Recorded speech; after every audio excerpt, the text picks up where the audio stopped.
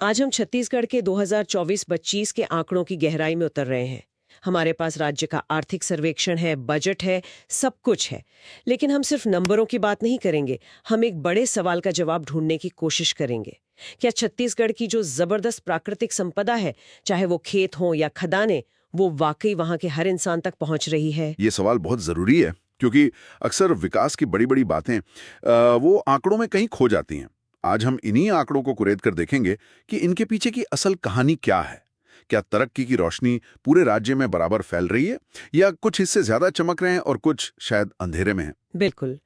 तो चलिए इसी सवाल को ध्यान में रखकर शुरुआत करते हैं अर्थव्यवस्था की बड़ी तस्वीर से। पहला आंकड़ा है जीएसडीपी, यानी राज्य की कुल कमाई।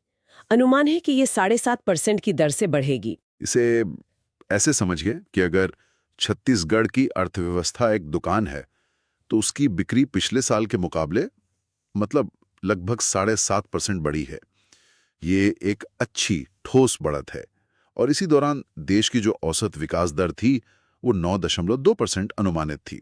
तो हमें एक अंदाजा मिलता है कि राज्य राष्ट्रीय स्तर पर कहाँ खड़ा है। और दुकान के कर्मचारियों का क्या, मतलब आम आदमी की कमाई?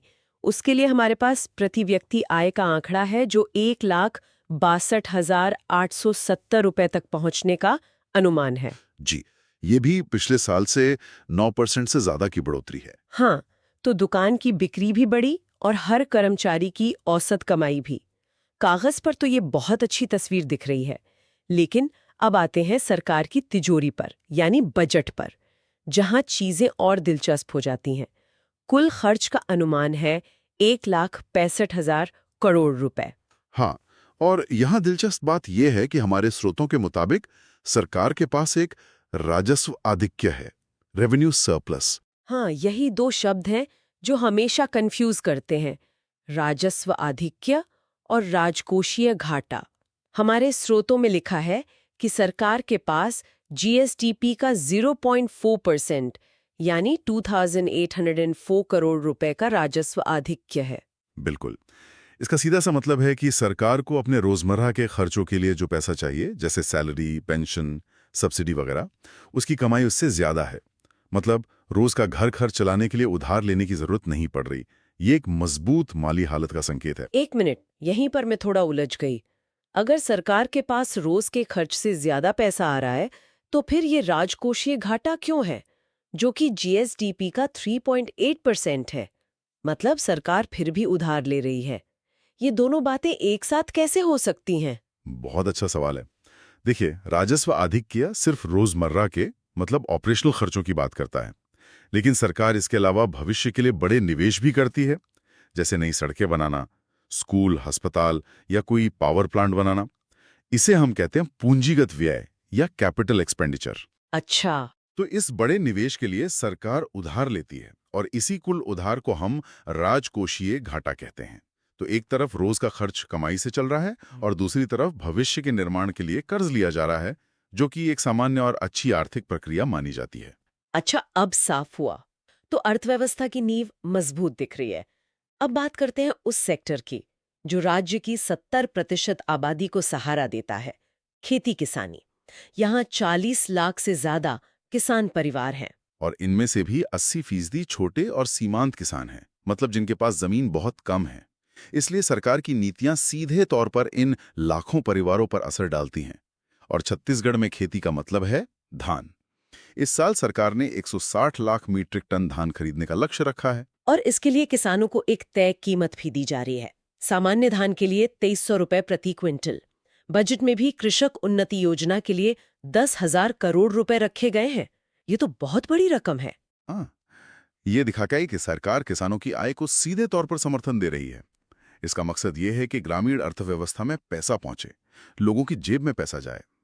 इसी तरह मनरेगा की मजदूरी भी 18 रुपए बढ़ाकर 261 रुपए कर दी गई है। ये भी ग्रामीण इलाकों में लोगों की खरीदने की ताकत बढ़ाने का एक तरीका है। तो खेती किसानी तो राज्य की 70% आबादी को सहारा देती है, लेकिन राज्य की कमाई का एक बहुत बड़ा हिस्सा जमीन के ऊपर से नहीं, बल्कि जमीन के नीचे से आता है। हम बात कर रहे हैं खनिजों की। और यहाँ आंकड़े सच में चौंकाने वाले हैं। इस साल राज्य ने खनिजों से 14,195 करोड़ रुपए का रिकॉर्ड राजस्व कमाया है, जो पिछले साल से 11% ज्यादा है, और ये राज्य की कुल कमाई का लगभग 27% हिस्सा है, मतलब एक चौथाई से भी ज्यादा। और इस कमाई का सबसे बड़ा हिस्सा कहाँ से आ रहा है? एक ही जिला दंतेवाड़ा अकेले 6,580 करोड़ रुपए का राजस्व दे रहा है। मतलब राज्य की आधी से ज्यादा खनिज की कमाई सिर्फ एक जिले से। उसके बाद फिर कोरबा और रायगढ़ का नंबर आता है। ये एक बहुत महत्वपूर्ण बिंदु है, इसे ध्यान में रखना होगा। राज्य कोयला और लौह अयस्क के उत्पादन में देश में दूसरे नंबर पर है और टीन उत्पादन में तो पहले नंबर पर है।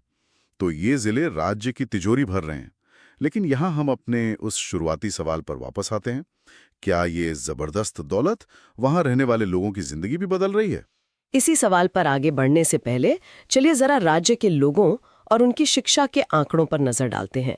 राज्य की कुल आबादी करीब 3.10 करोड़ है और 2025 के लिए जो अनुमानित साक्षरता दर है वो है 75.08%। लेकिन कहानी इस औसत आंकड़े में नहीं है, कहानी इसके अंदर छिपे अंतर में है। एक तरफ है दुर्ग जिला, जहां साक्षरता दर लगभग 87% है, 86.71%, जो देश के अच्छे शहरी इलाकों के बराबर है। और दूसरी तरफ है सुकमा जिला, जहां साक्षरता दर सिर्फ 45.69% है। ये तो लगभग आधा है। एक ही राज्य में शिक्षा का इतना बड़ा फासला। अब इसे जोड़ कर देखिए। दुर्ग एक स्थापित शहरी और औद्योगिक केंद्र है, और सुकमा ये वही इलाका है जो टीन उत्पादन के लिए मशहूर है। और दंतेवाड़ा, जो राज्य को सबसे ज्यादा राजस्व दे रहा है, वहां की साक्षरता दर भी सिर्फ 61% के आसपास है, जो राज्य के औसत से बहुत कम है। अरे वाह, ये तो वही विरोधाभास है जिसकी हम शुरू में बात कर रहे थे। मतलब जिन जिलों की जमीन के नीचे इतना खजाना है, वहां के लोग, वहां के बच्चे शिक्षा में इतने पीछे हैं। ये तो बहुत ही परेशान करने वाली तस्वीर है। बिल्कुल, ये विकास के मॉडल पर एक बड़ा सवाल खड़ा करता है। ऐसा लगता है कि खजानों से पैसा निकलकर सीधे राजधानी पहुंच रहा है, लेकिन उसका एक हिस्सा शिक्षा और स्वास्थ्य के रूप में वापस उन जिलों तक उसी रफ्तार से नहीं पहुंच पा रहा। विकास की पाइपलाइन में कहीं कोई लीकेज है। ये वाकई सोचने वाली बात है। चलिए देखते हैं कि क्या सरकार इस खाई को पाटने के लिए इंफ्रास्ट्रक्चर और कल्याणकारी योजनाओं के जरिए कोई कोशिश कर रही है। पहले बात करते हैं बिजली की। देखिए, किसी भी इलाके के विकास के लिए बिजली और सड़कें उसकी धमनियों की तरह होती हैं। छत्तीसगढ़ की अपनी बिजली उत्पादन क्षमता लगभग 2978 मेगावाट है, ज्यादातर कोयले से ही आती है। और आम लोगों के लिए एक हाफ बिजली बिल योजना भी है। इसमें 400 यूनिट तक का बिल आधा हो जाता है। पिछले साल इस पर सरकार ने करीब 10,870 करोड़ रुपए की छूट दी। मतलब हजारों परिवारों के लिए इसका सीधा मतलब है कि महीने के अंत में कुछ 100 रुपए ज्यादा बचना। ये छोटी रकम लग सकती है, लेकिन एक आम परिवार के लिए ये बच्चों की फीस या घर के राशन में बड़ी मदद करती है। ये विकास का वो पहलू है जो सीधे लोगों को छूता है। और सड़कों का नेटवर्क भी बढ़ रहा है। राज्य में नेशनल हाईवे की लंबाई करीब 3,484 किलोमीटर है। लेकिन सवाल फिर वही है, क्या ये नई सड़कें और बिजली की लाइनें सुकमा और दंतेवाड़ा जैसे दूर दराज के इलाकों तक उसी प्राथमिकता से पहुंच रही हैं? देखिए, बजट में नई रेलवे लाइनों और सड़कों के प्रावधान तो हैं, जो यही दिखाते हैं कि कोशिश दूरस्थ क्षेत्रों को मुख्य धारा से जोड़ने की है। लेकिन जाहिर है, ये एक लंबी और चुनौतीपूर्ण प्रक्रिया है। अब आते हैं उन बड़ी योजनाओं पर जिनका सीधा असर लोगों की जेब और जिंदगी पर पड़ता है। सबसे ज्यादा चर्चा में है महतारी वंदन योजना। हाँ, इसमें जो पात्र शादीशुदा महिलाएं हैं, उन्हें हर महीने 1,000 रुपए दिए जाते हैं। ये एक बड़ी डायरेक्ट बेनिफिट ट्रांसफर स्कीम है और इसके लिए बजट में 5,500 करोड़ रुपए रखे गए हैं। इसका मकसद महिलाओं को आर्थिक रूप से थोड़ी आत्मनिर्भरता देना है। इसी तरह गरीबों के लिए घर बनाने की जो प्रधानमंत्री आवास योजना है ग्रामीण, उसके लिए 8,369 करोड़ रुपए का प्रावधान है।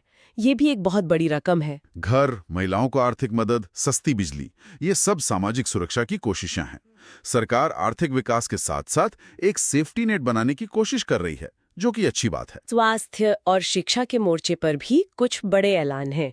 शहीद वीर नारायण सिंह आयुष्मान स्वास्थ्य योजना पर 1,500 करोड़ खर्च होंगे और नवा रायपुर में एक एजुकेशन सिटी और एक निफ्ट यानी national institute of fashion technology खोलने की भी योजना है। ये लंबी अवधि के निवेश हैं। निफ्ट और एजुकेशन सिटी जैसे संस्थान राज्य में प्रतिभा को आकर्षित करेंगे, मौके पैदा करेंगे। लेकिन फिर से सवाल वहीं आके रुकता है, क्या सुकमा के एक गांव की लड़की के लिए नवा रायपुर के एजुकेशन सिटी तक पहुंचना उतना ही आसान होगा जितना रायपुर या दुर्ग की लड़की के लिए? हमें इन बड़े संस्थानों के साथ साथ जमीनी स्तर पर, मतलब गांव के स्कूलों की हालत सुधारने पर भी ध्यान देना होगा। और अंत में बात करते हैं छत्तीसगढ़ की उस पहचान की जो इन सब आंकड़ों से परे है। इसके जंगल, राज्य का 44% से ज्यादा हिस्सा वनों से ढका है। ये बहुत बड़ी बात है। वन क्षेत्रफल के मामले में छत्तीसगढ़ देश में तीसरे नंबर पर है। ये सिर्फ हरियाली नहीं है, ये राज्य की आत्मा है। और यहीं पर राज्य की सबसे बड़ी चुनौती भी छुपी है। आप कहना चाह रहे हैं विकास और पर्यावरण के बीच का संतुलन। बिल्कुल। एक तरफ खदानें हैं जो राज्य को रिकॉर्ड राजस्व दे रही हैं, और दूसरी तरफ ये घने जंगल हैं जिन्हें बचाना जरूरी है। क्या हम खनिजों को निकालने के लिए जंगलों की बलि दे सकते हैं, या कोई ऐसा रास्ता निकाल सकते हैं जहां विकास भी हो और पर्यावरण भी सुरक्षित रहे?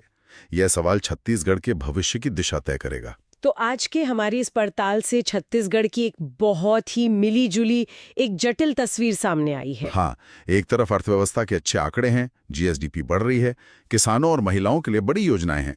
यह कहानी का एक चमकदार पहलू है। और दूसरी तरफ कहानी का एक स्याह पहलू भी है।